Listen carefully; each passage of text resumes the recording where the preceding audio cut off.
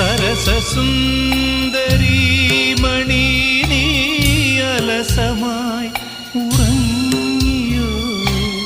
കനവു നെയ്തൊരാത്മരാഗം മിഴികളിൽ പൊലിഞ്ഞുവോ? വിരലിൽ നിന്നും വഴുതി വീണു വിരസമായൊരാദിതാളം. പഴം തമിഴ്പാട്ടിഴയും ശ്രുതിയിൽ പഴയൊരു തമ്പുരു തേങ്ങി. മണിച്ചിത്രത്താഴിനുള്ളിൽ